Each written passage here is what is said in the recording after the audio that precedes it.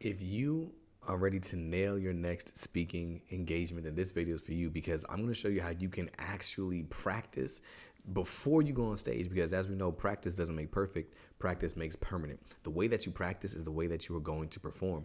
But sometimes we try to practice, we try to get our words right, we try to get our stories together, we try to get all these things, but we don't necessarily know how to practice, or we want to use our speech, or we want to use our talk with somebody and to give us feedback, and nobody's available. If there's anybody that's kind of like me, sometimes I'm preparing maybe in the hotel room the night before or morning of, I'm going through some things, or on the drive over. Or maybe you go into the bathroom and you look in the mirror, and you go into the mirror and you start just talking into the mirror, practicing your stories, practicing your jokes, and thinking like, this is gonna land, this is gonna be good, this is gonna, but you don't actually have the feedback, right? So how is it that you can practice in a way that is gonna allow you to be able to get your thoughts out, get your stories out, get your humor out, and see if it actually works, if it makes sure that it feels comfortable when there's nobody around to help you? That's where AI comes in. So today I'm going to show you how I use AI and ChatGPT to be able to practice before I step on stage. And then if we're just meeting, I'm Darrell Williams Jr., and speaking is what I do. Remember, I can help you too, right? So I understand exactly what it's like to want to be able to crush it from stage. You've got to nail it. The hook is so important. What you say matters. You have to make sure that it sticks. The way that you close, you got to end with power. All of those things are super important, because I know that once you crush it from stage, that's what leads to rebookings and referrals.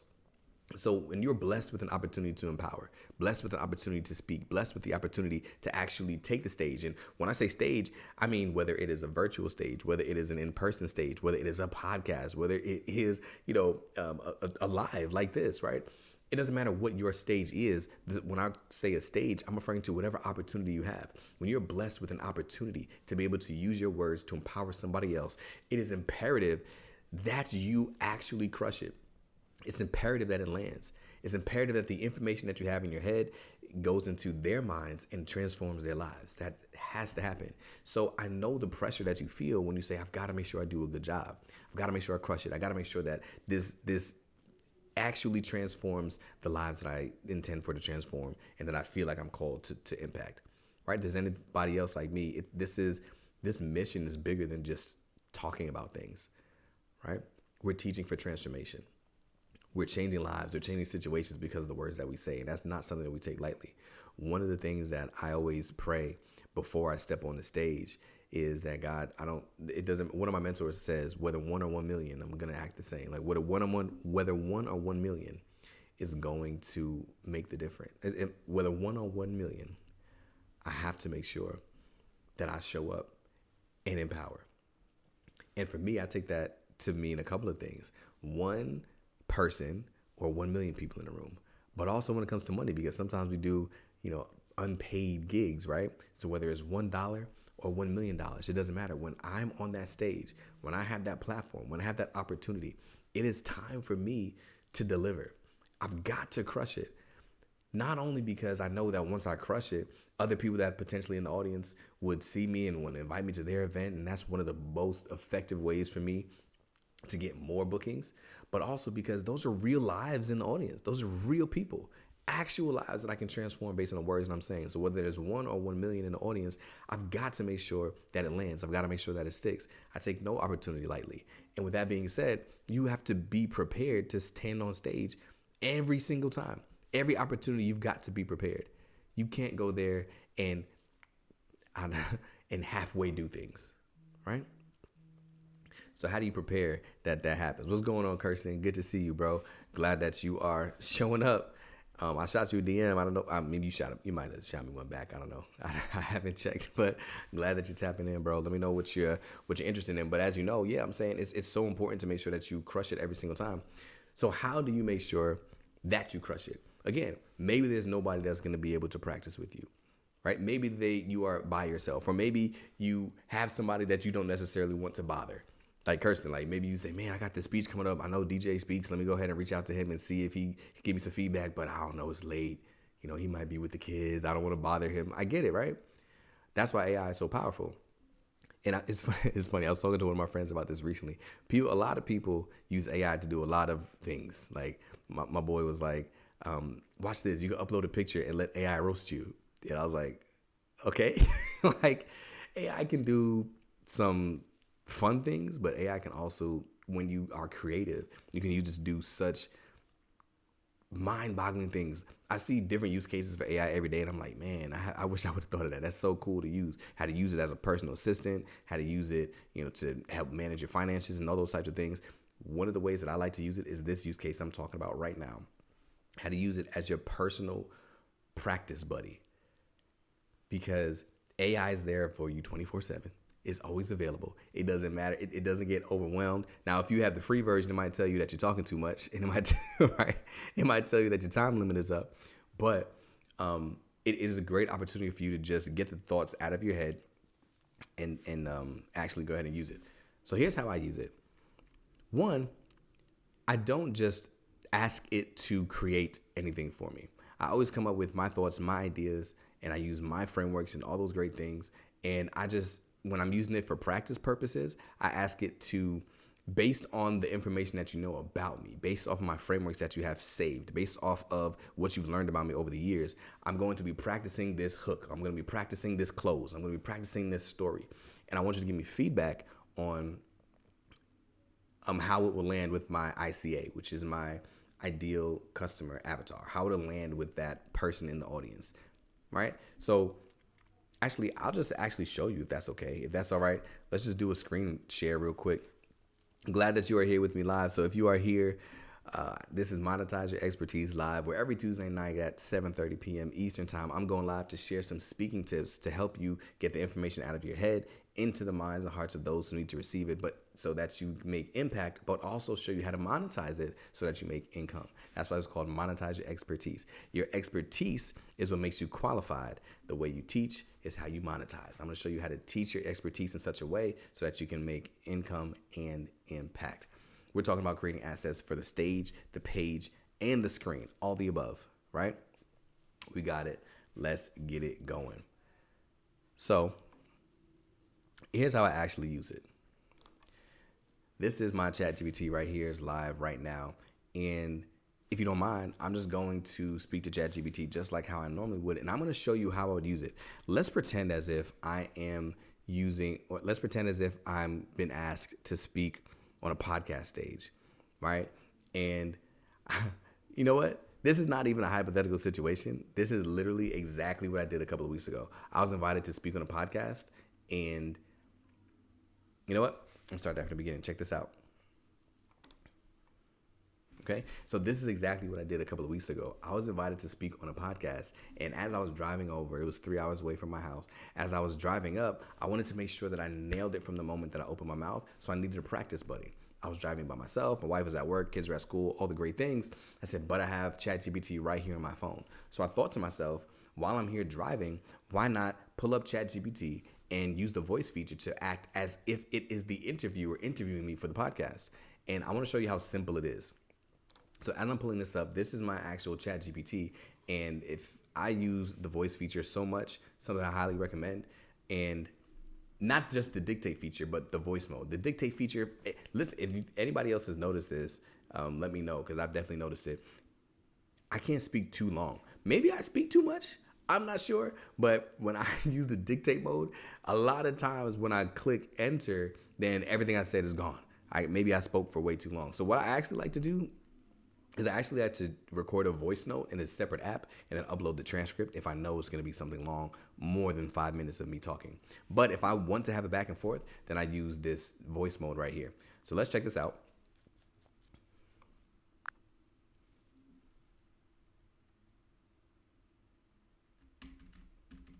Hey, ChatGPT, you ready? Absolutely. I'm here and ready to go. Let's do it. All right, good. Let me make sure I have my volume coming out of the right place. Oh, I'm going to go right here.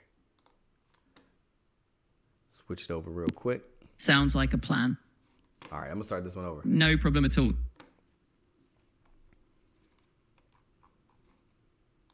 Okay, you're rocking with me. You're rocking with me. You're rocking with me.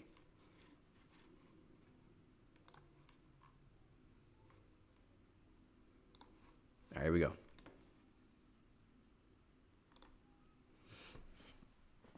Okay, so I'm going to show you how I actually use my ChatGPT as my personal recital buddy, if that's what you want to call it, or my practice partner, where I'm going to get it to communicate with me back and forth, tell me get the ideas out of my head, and make sure that it comes out the way that I want it to sound.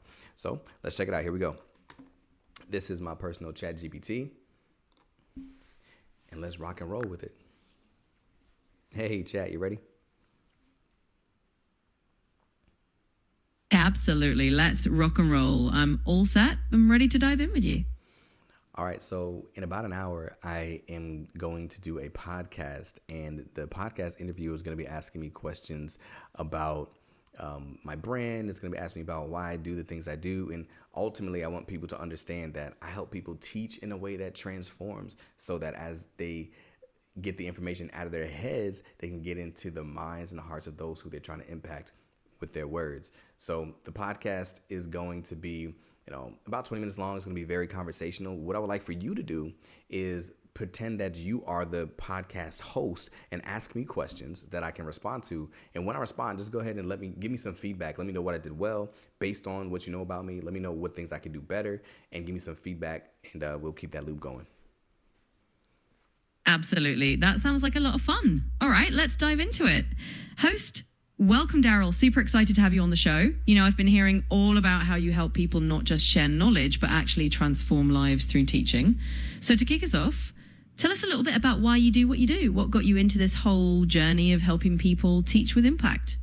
Yeah, no, thanks for having me, first of all. But for me, it's funny because I actually started off my career in education. So out of college, I was a middle school math teacher, and I was terrible. I was terrible when it first started. And I did not know how to get the students to sit down. My data was bad. It was all bad, right? But eventually, fast forward, I found myself turning from that terrible teacher to a 2-time teacher of the year. And I found myself on stages training other people how to do that as well, like how to become a super effective teacher. And it's crazy because I realized that I was the person that was really struggling with something, figured out how to do it well, and then I was able to help other people be transformed. And I realized that the reason why I was able to do that was because I knew how to get the information out of my head and out of my words and out of my mouth into the minds of those who were struggling with the thing that I used to struggle with. And I know that there are so many other people who have a mission, who have a calling, who just really want to help somebody who is struggling with something, and they have the keys, but they get confused with how to get it out of their mouth and to actually lead to that transformation.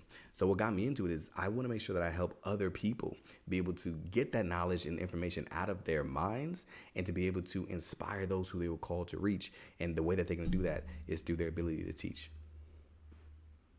That was a fantastic answer, Daryl. Let me give you a little bit of feedback, and then we'll keep the conversation rolling. Okay, for sure. So, absolutely. Let's keep it going then.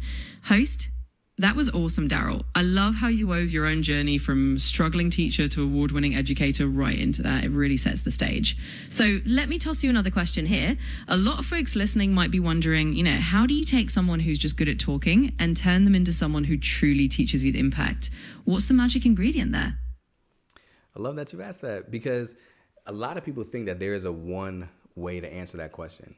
But there's really not, because everybody's different, everybody's unique, and everybody has a way that they can actually impact, right?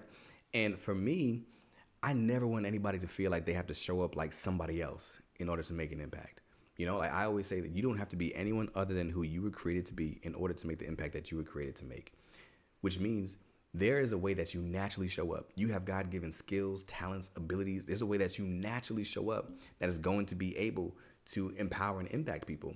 But also, you have some natural pitfalls. So what I always like to say is that there are 4 different natural archetypes. And this isn't just made up. This is taken from the DISC assessment as well as Kolb's learning styles. There's a way that you naturally show up as a human being, right? And because that's the way you naturally show up, you have some natural tendencies when you open your mouth to try to teach somebody something. So the 4 different styles that I've named are: there's the producer, which is just all about getting the results. Do this, do this, do this, do this. There's the performer. That's all about high energy and impact. I want to make everybody laugh. I want to, Then there is the professor. That is just straight facts and details and information.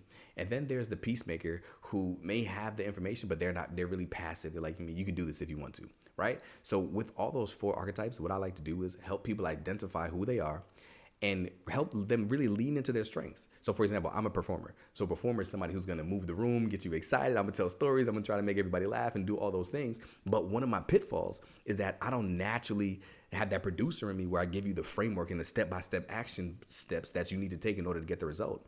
So knowing that I'm a performer, I know that I need to incorporate some frameworks, to make sure that I tell my stories, I get people excited, I move the room, I get everybody hyped, but I also give you the step-by-step tactical steps that you need to take in order to see the result.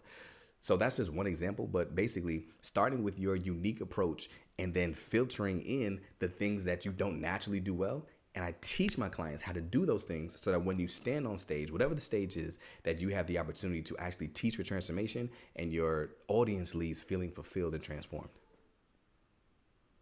That was fantastic. And you really brought your energy into that. So let me give you a bit of feedback on that one, and then we can keep rolling. Feedback and fine-tuning. Embracing the archetypes. You did a fantastic job introducing those 4 archetypes. It was really clear and it gave a nice framework. And hey, you're walking the talk, right? You were the performer right there, bringing that energy in. Highlighting the unique approach. I love that you emphasize nobody has to be someone they're not. That's a strong message and it's going to resonate with your audience. If you want to refine it even more, maybe add a quick example of a client who found out they were, say, a professor type and how that changed their teaching game. Encouraging confidence. You've got that natural motivational tone, so definitely keep leaning into that.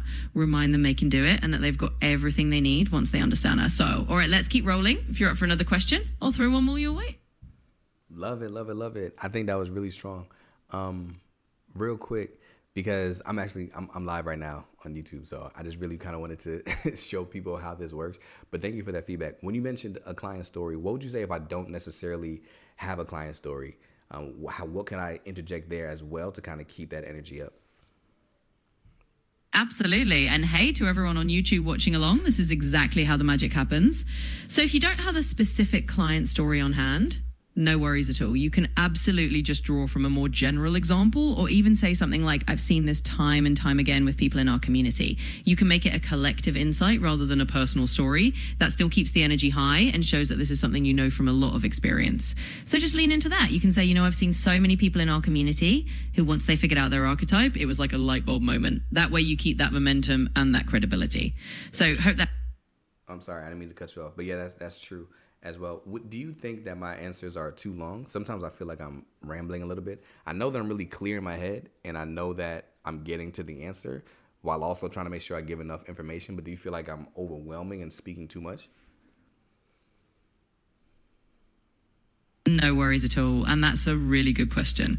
Honestly, I think your length is actually working well for the kind of conversational podcast you're aiming for.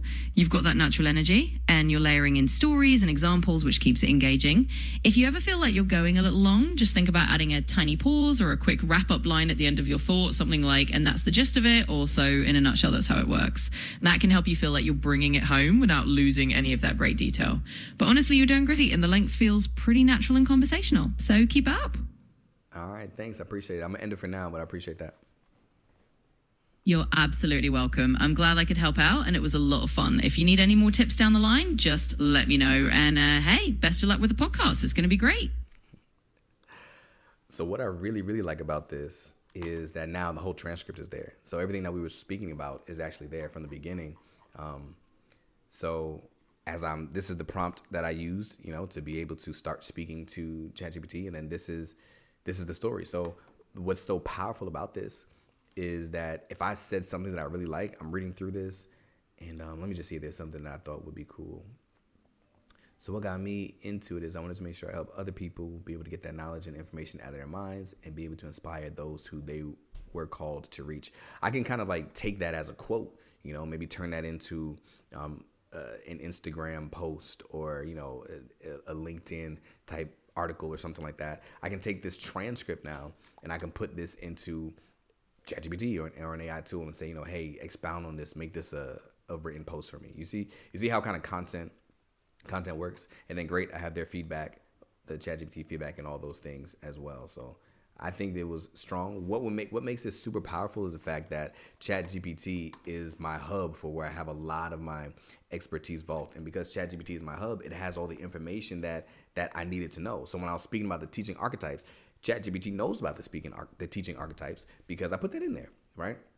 So The thing that makes this all work, if you're watching this and you're like, man, that's so cool, that's so great. First of all, the takeaway that I want you to have is it's possible. Like, go ahead and if you have a presentation coming up, whether it is, a paid gig, unpaid gig, you might just be a college student trying to get your next presentation for class, public speaking engagement. Like, you just need to practice. Again, maybe it's a podcast, maybe it is actually a full keynote, maybe it's your TED Talk, right? Have a conversation with ChatGPT. Let it give you some feedback. That could be one of the things, especially when you train it on your frameworks. The thing that makes this all work is my expertise vault. What do you mean by that? ChatGPT is trained. My ChatGPT is trained on my expertise because it knows who I serve. It knows what results I help them get. It knows my ideal customer avatar. It knows all these things because I've trained it on all those things. That's what happens when you have an expertise vault. The reason why some people may not get the same results that I'm getting is because you haven't trained it enough on who or what your expertise actually is. When you just heard me go through all the teaching archetypes, ChatGPT knew all about the archetypes, so it was able to evaluate and say that was a good place to put that, or you clearly got that right because it's familiar with it. What I'm saying is, in order for us to effectively create content, effectively create assets for the stage, the page, or the screen, whether you were, again, all of the different opportunities and stages that you have, virtual stages, books and publications, ads, reels, posts, it doesn't matter what it is. They all are going to come from your vault. The stronger the vault is that you have, the more powerful the information is that you can create from it. Your vault is what I like to say, I call it the expertise vault, and it is where you archive and activate your IP. Your IP is your intellectual property. You put all your frameworks, the way that you help people. You put your core stories, who you are, your ideal customer avatar. You put all those things inside of your expertise vault, and from there, you can create anything. Is that making sense? The beautiful thing about it is I'm actually helping people build their vault. I'm going to show you exactly what to put in your vault. I'm going to show you how to build the vault. And I'm going to show you how to create assets from the vault for the stage, the page, and the screen so that you can have a repeatable process that you can use, that you can create assets whenever you need to. Your next keynote is coming from the vault. Your next signature story is coming from the vault. Your TED Talk is coming from the vault. Your book is coming from the vault. And I'll help you build that vault.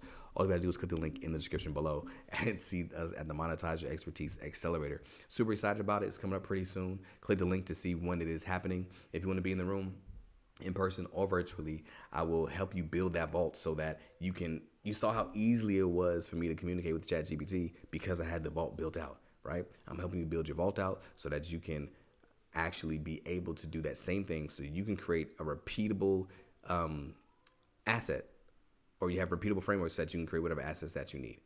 Okay, so if that's interesting to you, the link is already in the description below. Hope that you had a good time hanging out with ChatGPT and I'll probably keep it rolling in a little bit to make sure I get everything that I need to get as I am trying to prepare for this upcoming event and all those great things. But as always, glad that you are here, and I'll see you on the next one.